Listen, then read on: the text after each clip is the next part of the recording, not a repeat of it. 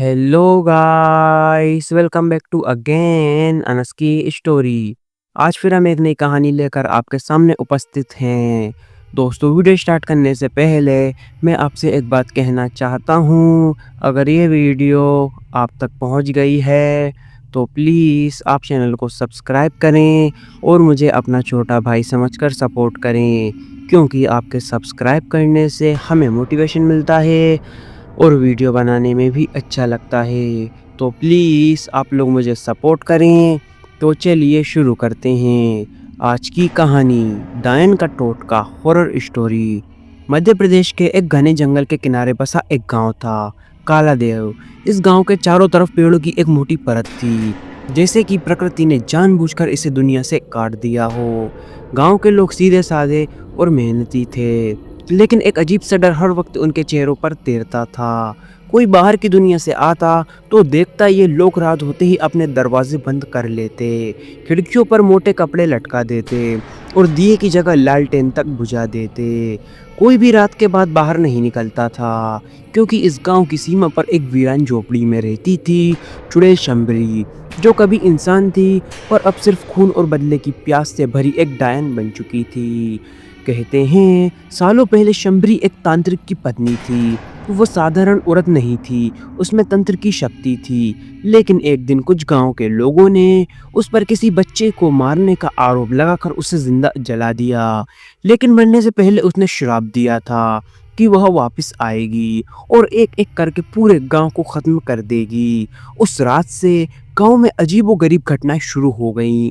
बच्चे गायब होने लगे, औरतें पागल हो गईं और मवेशियों की हड्डियां खेतों में बिखरी मिलती। किसी ने शंबरी को देखा नहीं, लेकिन जब भी कोई झोपड़ी के पास गया, उसकी जलती हुई लाश अगले दिन गांव में कुएं में उल्टी लटकती हुई मिली।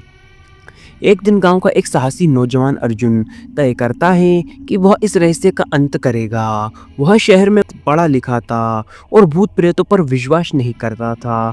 उसने गांव वालों की चेतावनियों को नज़रअंदाज करते हुए रात को डायन की झोपड़ी की ओर जाने का फैसला किया।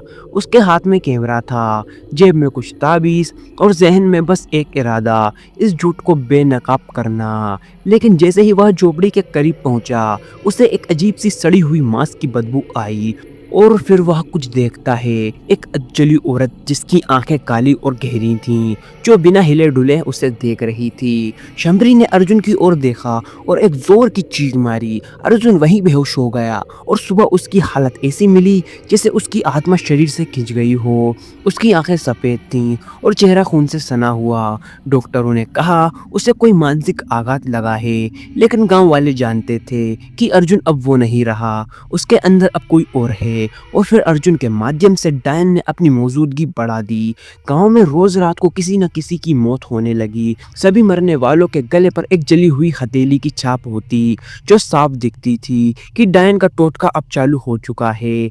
गांव के बुजुर्गों ने बताया कि डायन की आत्मा तो को सिर्फ तभी रोका जा सकता है जब कोई उस टोटके को पूरा करे जो वह अधूरा छोड़ गई थी। लेकिन उसे पूरा करने का अर्थ था खुद की बलि देना। कोई आगे नहीं आया, डर हर दिल में समा चुका था। तभी गांव में एक साधु आता है, जो कहता है कि उसने काली तंत्र विद्या में साधना की है और वह उस आत्मा को वापस भेज सकता है, लेकिन इसके लिए उसे डायन के पुराने तांत्रिक सामान की ज़रूरत होगी। अर्जुन अब जो अधमरा सा जीवन जी रहा था, किसी और शक्ति के कब्जे में था, लेकिन उसकी आत्मा अभी भी चीख रही थी। अर्जुन की बहन पूनम, जो सबसे हिम्मती लड़की थी, तय करती है कि वह अपने भाई को बचाएगी और उस डायन की हुकूमत को ख़त्म करेगी। एक तूफानी रात में वह साधु और गांव के दो जवान लड़कों के साथ झोपड़ी की ओर निकली। हवा में अजीब सी सरसराहट थी, पेड़ झुक रहे थे और जमीन जैसे कांप रही थी। जैसे ही वे झोपड़ी में पहुंचे, वहां रखे एक काले पत्थर की मूरत से खून बह रहा था। पूनम ने डरते डरते उसे छुआ और तभी पूरी झोपड़ी में आग की लपटें उठी और शंबरी वहां प्रकट हुई। उसकी आंखों से आग बरस रही थी और उसकी चीखों से आसमान कांप रहा था।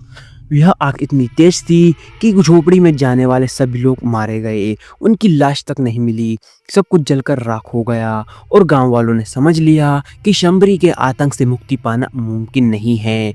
अब उसका आतंक यूं ही बरकरार रहेगा और गांव वालों ने उस झोपड़ी की ओर जाना छोड़ दिया। वह झोपड़ी आज भी वीरान और खौफनाक पड़ी है। यह कहानी केवल मनोरंजन के लिए है। इसका उद्देश्य किसी भी धार्मिक या सांस्कृतिक भावनाओं को ठेस पहुंचाना नहीं है। अंत में मिलता हूं आपको नेक्स्ट वीडियो में किसी नए टॉपिक के साथ। तब तक love you so much NS की जनता। अगर आप लोगों के पास भी कोई डरावनी हॉरर स्टोरी है तो आप हमें इंस्टाग्राम पर डीएम करें। जय हिंद, जय भारत।